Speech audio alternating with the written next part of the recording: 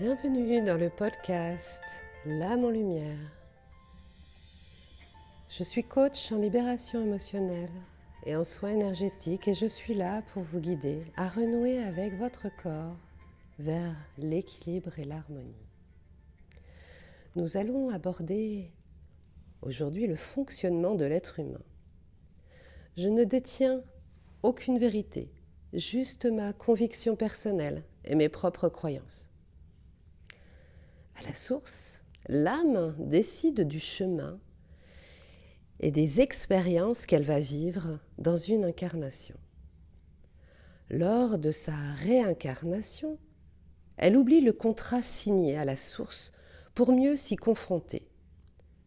L'âme se réincarne énormément de fois dans des corps différents pour vivre en dualité des connaissances et des épreuves sur Terre pour évoluer et faire grandir son essence divine, son tout.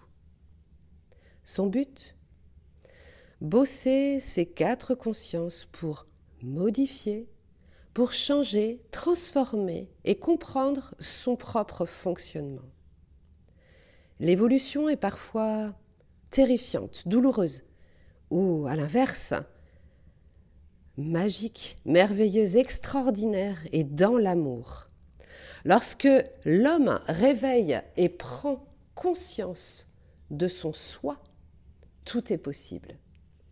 Il se rend compte qu'il n'est pas seulement un corps de chair, il se rend compte de toutes les parties de son être qui se réveillent, qu'elles soient visibles ou invisibles.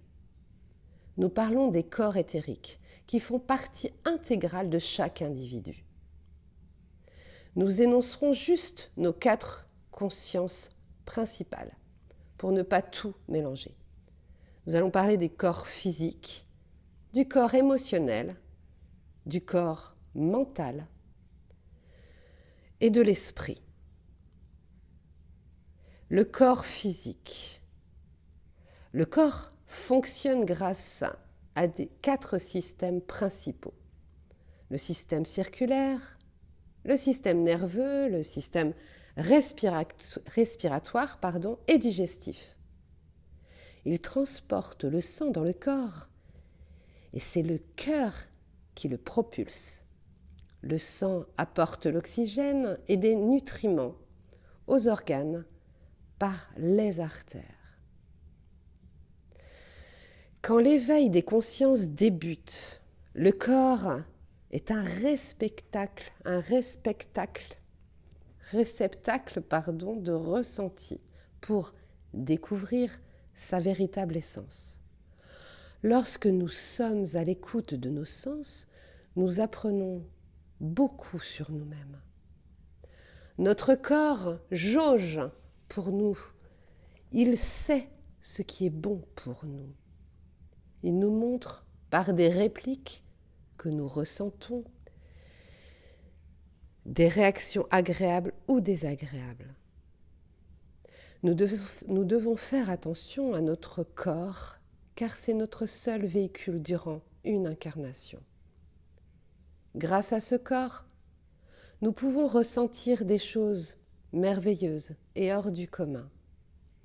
Ce corps est mortel, donc le soigner, le masser, le coucouner, le respecter, être juste en équilibre avec lui. Le corps émotionnel. Le corps émotionnel. Il s'agit de la part de l'être qui est rattachée aux émotions, aux désirs et aux ressentis. Il les stocke jour après jour, sans filtre, sans tri et sans jugement. Les blocages et les dysfonctionnements émotionnels s'y logent avant de se manifester sur le plan physique. Souvent, l'homme n'aime pas rentrer dans ses émotions. Et pourtant, il faut les cibler, les vivre, les accueillir pour les comprendre et les guérir. Nous avons plusieurs blessures émotionnelles comme la trahison, l'injustice, l'humiliation, le rejet, l'abandon, la non-reconnaissance et bien d'autres.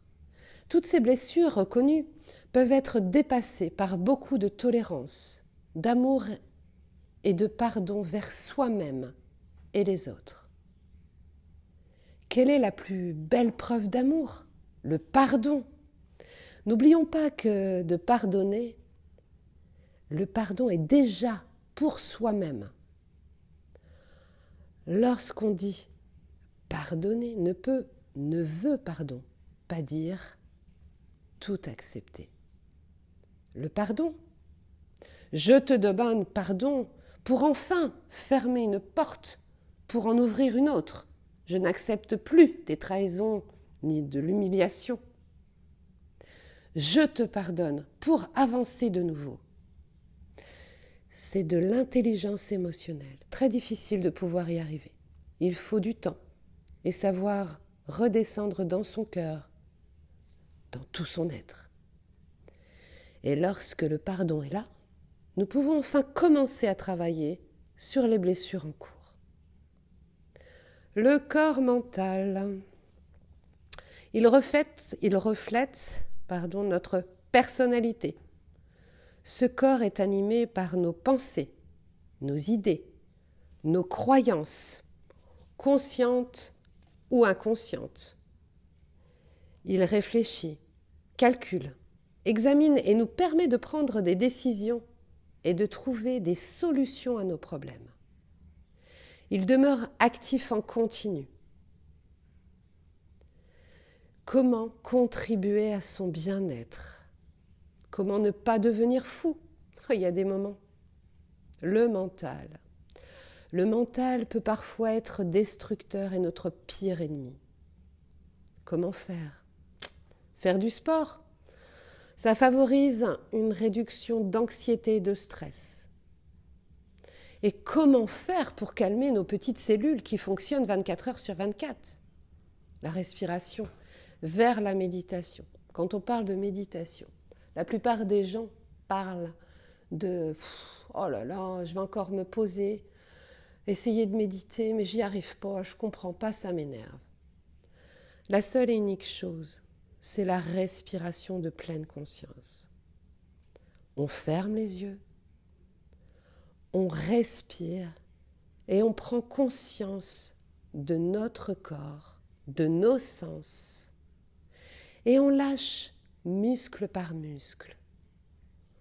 On relâche en expirant un peu plus, profondément et en pleine conscience. La seule et unique façon de guérir notre mental, notre ego. Il nous faut de l'ego, mais un ego surdimensionné, c'est la respiration.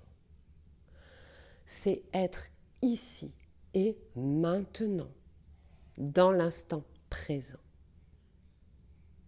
L'esprit, les corps subtils de l'esprit, les corps spirituels. Nous avons l'ego, le moi-je, mais il nous en faut toujours un peu. Nos intuitions, nos sens et être à l'écoute de notre corps, l'esprit, le divin, prendre conscience que nous sommes un dans tout l'univers. L'ego. L'ego, certaines personnes nous diraient il faut le supprimer. Non, surtout pas, il nous en faut. L'ego est la représentation et conscience que l'on a de soi-même en tant qu'individu, seul. L'ego a toujours envie d'être valorisé. Le danger de l'ego, il faut toujours savoir redescendre dans ses émotions et surtout dans son cœur. Car une personne qui parle avec un ego surdimensionné peut s'avérer nocif pour son bien-être. En effet, quand on a toujours envie d'avoir raison, les relations avec les autres peuvent se compliquer et aller jusqu'au conflit, sans que la personne à qui l'ego est trop présent ne comprenne d'où vient le problème. Nos intuitions étaient une forme de connaissance immédiate qui ne recourt pas au raisonnement. Elle est une façon instantanée de prendre des décisions basées sur qui nous sommes. C'est notre perception personnelle et la perception du monde extérieur. On parle souvent du sixième sens. Ces personnes-là peuvent s'écouter plus que d'autres. Elles écoutent leur petite voix intérieure qui les guide sur leur bon chemin. Car l'homme est unique. Il faut savoir revenir dans tous ses corps pour prendre les bonnes décisions. L'esprit divin, c'est de reconnaître que chaque être a une petite lumière à la naissance, en nous, et qui est reliée au tout, à Dieu pour certains, à l'énergie pour d'autres, au ciel, à la source. C'est d'atteindre la conscience que nous sommes un dans un tout. L'univers divin est tout en un. Il est le programme de notre ordinateur central, notre âme pure, divine. Chaque personne doit être gouvernée par leur âme, non par leur mental et l'ego. Pour résumer, comme disait Platon, les mots du corps sont les mots de l'âme. Ainsi, on ne doit pas chercher à guérir le corps sans chercher à guérir l'âme. Le corps, dans son enveloppe externe, mais aussi interne et dans toute cette dimension physique, émotionnelle, psychique et énergétique est le reflet de notre être profond. Si nous voulons apaiser et guérir notre corps au sens global du terme, il faut cajoler, soigner notre essence pure et authentique qui est notre âme. Ce podcast touche à sa fin. Et si cette capsule vous a aidé, n'hésitez pas à vous abonner ou mettre un j'aime et partager en famille ou entre amis. J'espère vous avoir donné quelques indications dans cet épisode. Je reste à votre disposition. Vous pouvez me joindre via mon site internet qui se trouve en description de ce podcast. On se retrouve très vite pour un nouvel épisode. En attendant, prenez soin de vous. Je vous embrasse. À bientôt.